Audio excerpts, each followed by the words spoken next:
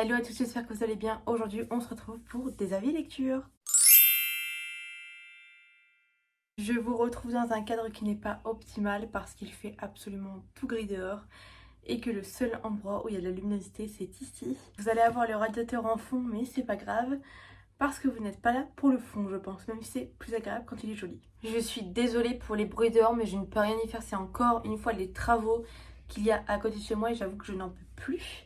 J'en ai marre de ne pas pouvoir filmer correctement. Donc aujourd'hui, je viens vous parler de mes dernières lectures et vous donner mon avis sur celle-ci. Donc il va y en avoir principalement 5 dans cette vidéo. Donc on va avoir Boss de Aimé Bianca, Un hiver pour te résister de Morgane Moncomble, La reine sans royaume de Holly Black, À contresens le tome 3 et pour finir le premier tome de Painting Stars de Mandy Ellis. Vous aurez un barre d'infos dans tous les cas, les timestamps, pour aller voir les avis des livres qui vous intéressent le plus. Donc on va pas plus tarder et on va commencer tout de suite. Avant de vous donner mon avis sur ces 5 livres, je voulais vous dire que si vous voulez les avis sur les livres de Stay Squill, donc Fan Squad, Campus Rivers et 49 jours, je compterai pour toi, vous pouvez aller voir dans le dernier vlog que j'ai sorti où je découvre Stay Squill, mon avis sur ces livres. Donc pour commencer, j'ai lu Boss en début du mois de février en lecture commune avec une copine et j'ai vraiment beaucoup aimé ce livre. C'est un livre très court qui franchement ne paye pas de mine. Il fait 248 pages, quelque chose comme ça. Donc je trouve que c'est juste parfait au niveau de la taille. Donc dedans on va suivre April qui est une jeune femme sans attache qui adore son job et elle est vraiment promise à une grande carrière. Le seul problème c'est son boss. Son boss c'est un grand bad boy, très beau, très séduisant, exigeant mais surtout il est froid comme la banquise. Mais elle est irrémédiablement et un peu contre son gré, attirée par lui. Elle fait un peu abstraction de ses désirs pour lui parce qu'elle n'a pas envie de mettre sa carrière en jeu, mais tout ne va pas se passer comme elle le désire. Pour moi, ce livre, il est parfait pour le lire en été, surtout à la plage ou pendant une après-midi. Il se lit super rapidement et il se dévore. C'est une romance qui est très fraîche. Le seul petit bémol peut-être c'est que c'est quand même une romance qui est assez cliché selon moi. Et quand vous recherchez une lecture sans prise de tête et juste pour vous divertir, franchement, il fait grave l'affaire. Les rebondissements vont quand même assez vite, on n'attend pas 200 pages avant d'avoir des informations, comparé à certaines romances, et je trouve pas du tout que ce soit trop redondant. Et les personnages sont franchement cool, donc on voit pas forcément une évolution de fou par rapport à eux, parce qu'on ne les suit pas pendant des années et des années. Mais honnêtement, j'ai passé un super moment, c'est pour ça que pour moi c'est un 4 sur 5, c'est pas un 5 sur 5 parce que c'est pas non plus le livre de l'année, mais franchement... j'ai passé un super bon moment et je vous le conseille fortement si vous recherchez une lecture sans prise de tête. On passe ensuite au deuxième tome de la saga Seasons de Morgane Moncomble qui est Un hiver pour te résister. Donc dedans on va suivre Lily, star montante du patinage artistique et son seul objectif c'est de remporter la médaille d'or aux mondiaux. Malheureusement après un accident de son partenaire elle se retrouve donc à devoir être avec un autre partenaire. Et ce n'est que Orion Williams. Orion Williams qui est un peu son idole dans le patinage artistique et elle ne rêve que d'une chose, le surpasser. Lui Orion de ce côté ne patine plus actuellement en couple parce que son ancienne partenaire a eu un accident de voiture il me semble. Il a très peur de retourner avec une nouvelle partenaire parce qu'il pense qu'il est maudit tout simplement.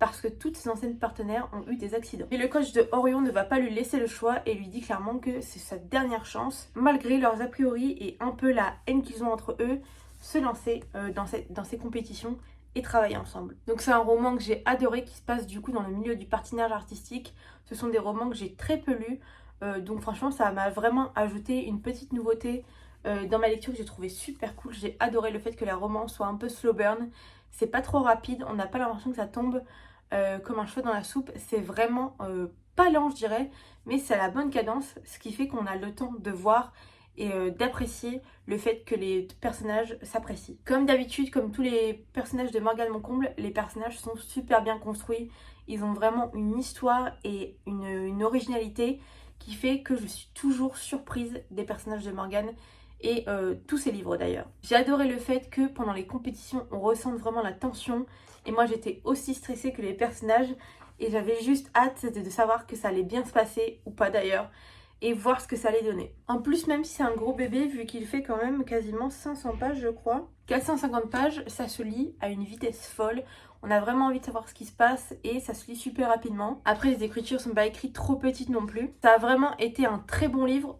C'est d'ailleurs un 4,5 sur 5 pour moi. C'est pas un 5 sur 5 parce que selon moi, il n'est pas parfait et ce n'est pas un coup de cœur, même s'il y a certains livres qui sont 5 sur 5 et c'est pas des coups de cœur. Et je pense surtout que j'ai aussi apprécié le premier tome, donc ce qui fait que si je les compare un peu, celui-là au niveau de l'intrigue et de ce qui se passe à l'intérieur est un peu plus bas, mais en soi c'est à quelques... Il n'y a pas grand chose quoi. Et dedans on parle quand même de sujets super intéressants et super importants que je veux pas vous spoiler, donc je vous les dis pas. C'est vraiment des sujets dont on entend très rarement parler et c'est la première fois pour moi que je vois ces sujets-là dans un livre. Donc ça a été une excellente lecture et j'ai hâte de lire le troisième parce que apparemment il est encore meilleur que les deux autres. Vous l'avez compris, c'était une excellente lecture et je vous le conseille fortement. De toute façon tous les livres de Morgane Moncomble je les conseille, donc tous les livres ensuite dont je vais vous parler, je n'ai pas les couvertures. Et on va donc commencer avec La Reine sans royaume de Holly Black, qui est le dernier tome de la saga du Peuple de l'air. Je suis assez mitigée pour ce dernier tome, j'avais beaucoup aimé le premier tome. Le deuxième ça a été, mais le troisième j'ai eu énormément de mal à rentrer dans ma lecture, surtout en livre, parce qu'ensuite je l'ai lu en audio et c'est vrai que ça a été un petit peu plus facile, mais j'ai trouvé quand même le roman assez long. Après on peut pas nier qu'il y a vraiment une réelle évolution des personnages du tome 1 au tome 3. On voit bien que ce sont pas les mêmes et qu'ils ont vécu assez de choses pour avoir grandi, mûri, être différents tout simplement. L'intrigue politique est vraiment cool quand on n'a pas l'habitude de lire des livres avec des intrigues politiques. Moi c'est vrai que c'est assez rare, donc forcément j'ai apprécié. Je sais que pour certains, c'est peut-être pas pour ça qu'ils lisaient ce livre. Mais pour le coup, j'ai vraiment aimé de mon côté. Et c'est vrai que la romance était un petit peu plus présente, donc ça a ajouté quelque chose de roman. Mais c'est vrai que selon moi, c'est le moins bien de la saga en fait. Même si c'était pas une mauvaise lecture, vu que j'ai quand même mis 3,5 sur 5.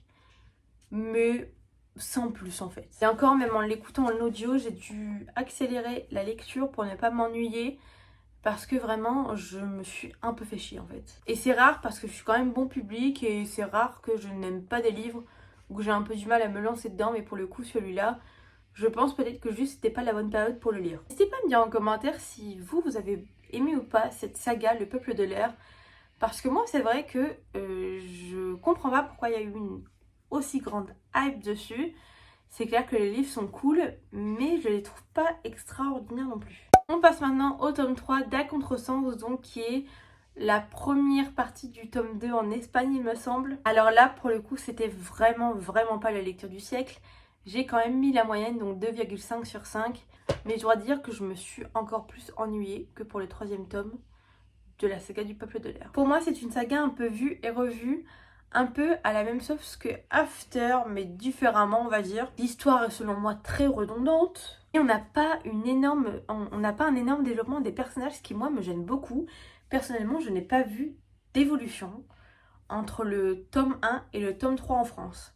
Et je pense que le plus gros problème c'est qu'ils aient découpé les tomes en demi-tomes tout simplement. C'est clair que le fait que ce soit rapide à lire c'est avantageux, mais je ne comprends vraiment pas pourquoi ils ont divisé les tomes parce que selon moi, ça nous coupe vraiment dans notre lecture et je pense que j'aurais beaucoup plus apprécié si ils n'étaient pas découpés en aussi petits tomes et s'il y avait eu un tome entier. Après, je pense aussi que je n'ai pas apprécié ce tome et la saga en général parce que tout simplement, je ne suis pas le public cible. C'est vraiment des romans pour adolescentes. Et on va pas se cacher, je suis adulte en fait. J'ai l'impression de me la péter en disant ça, je suis adulte. Non mais c'est vrai en soi. Et si j'avais lu cette saga en étant adolescente, je pense qu'elle m'aurait beaucoup plus plu. Mais là, ce n'est pas le cas. Et c'est quand même un roman avec un schéma de relation assez toxique selon moi. Je dis pas qu'il n'y a rien de bien dans ces livres-là. Mais selon moi, c'est comme les After. On les aime bien quand on les découvre parce que c'est notre première lecture. Mais au bout d'un moment, quand on a quand même eu pas mal de lectures et qu'on a affiné nos choix et nos envies, bah forcément, le plaisir n'est plus le même. Donc on va finir avec le dernier livre qui est Painting Stars, donc de Mandy Ellis chez Nisha, etc. Le livre a été une excellente lecture pour moi, ça doit être ma meilleure lecture même de ce mois-ci, vu que c'est un 5 sur 5, il frôle quasiment le coup de cœur. C'est pour vous dire. C'est une romance gay, toute mignonne, super bienveillante, qui franchement va à une allure parfaite. Je dirais quasiment que c'est slow burn parce que pour ce qui s'y passe à l'intérieur en soi, il n'y a pas énormément de choses. Je pense qu'il y en aura plus dans le tome 2 que j'ai d'ailleurs très hâte de lire. C'est un roman qui se passe dans le sud de la France et qui a vraiment la vibe des vacances en été, ce que je trouve super cool. Et vraiment, il y a les descriptions qui vont avec, le fait qu'il y ait la piscine, la mer, Saint-Tropez, les glaces et plein de choses comme ça qui font qu'on est vraiment dans l'ambiance de l'été. La plume est vraiment au top. À l'intérieur, on a vraiment des scènes qui sont super cool, très mignonnes et qui, pour autant, ne sont pas cucul-la-praline. Et il y a tout de même beaucoup de sujets qui sont intéressants selon moi, notamment l'adolescence, qui est un sujet que j'aime énormément et que je trouve qu'on aborde très bien. La découverte de soi et le fait d'avoir des troubles anxieux, qui sont selon moi super bien abordés. Donc dedans, on suit deux personnages qui sont totalement différents, mais tous les deux autant attachants l'un que l'autre. On va suivre Adam qui lui a énormément de mal avec le fait de voir des gens, de sortir de chez lui et qui a énormément de troubles anxieux, notamment par le fait qu'il s'est fait harceler plus jeune à l'école. Et on a ensuite en face Lou qui est une personne très solaire, un jeune homme qui franchement est très joyeux et a un peu peur de rien, on a l'impression. Et on a vraiment une évolution du Adam du début du livre, très renfermé sur lui, qui est très dans ses activités personnelles, donc notamment la peinture, le dessin. Et on a le Adam à la fin du livre qui s'ouvre déjà un petit peu plus, notamment grâce à Lou, et qui découvre un peu le sentiment amoureux et le fait de se faire des amis, de recommencer à vivre finalement, parce qu'avant, la seule chose qu'il avait envie, c'était de mourir en fait. C'était de ne plus être présent et juste de se laisser aller. Et c'est vrai que Lou va énormément l'aider et on voit vraiment ça dans ce roman et c'est ce que j'ai aimé. Au-delà des personnages de Lou et Adam, j'ai adoré les personnages secondaires, notamment les parents de Adam que je trouve super. Ce sont des parents qui sont super bienveillants et qui aiment vraiment leur fille. Et ça se ressent dans leurs actions tout simplement. Et tout ce que je peux vous conseiller, c'est vraiment de découvrir ce livre, surtout de le lire en été parce que pour moi, il a une vibe parfaite et il va parfaitement avec cette saison. Vraiment, lisez-le, posez au bord de votre piscine en train de boire un verre ou juste de manger une glace et ce genre de choses parce que franchement, il vaut vraiment le coup. Et c'est une recommandation que j'ai eue par Nina Quill dans ses vlogs et dans ses vidéos l'année dernière, je pense, et je comprends tout à fait le fait qu'elle ait beaucoup aimé ce roman parce que c'est le cas pour moi aussi. Voilà donc pour ces 5 petits avis lecture, j'ai essayé de faire vite quand même à cause du bruit qu'il y a dehors parce que franchement c'est super fatigant. J'espère quand même que la vidéo vous a plu, n'hésitez pas à mettre un petit like et un commentaire. En commentaire pour la vidéo d'aujourd'hui, on va mettre des petits soleils pour faire référence à Painting Stars ou même juste des étoiles parce que c'est dans le titre. Et n'hésitez pas à me dire en commentaire si vous avez lu un de ces livres, que peut-être vous avez apprécié ou pas d'ailleurs. Et n'hésitez pas également à me donner des recommandations un peu comme Painting Stars parce que c'est vraiment ce genre de livre que j'aime beaucoup lire si vous les avez lus bien sûr. Ça me ferait énormément plaisir d'avoir vos recommandations. Et on se retrouve bientôt dans une nouvelle vidéo. Je vous fais des gros bisous et à bientôt.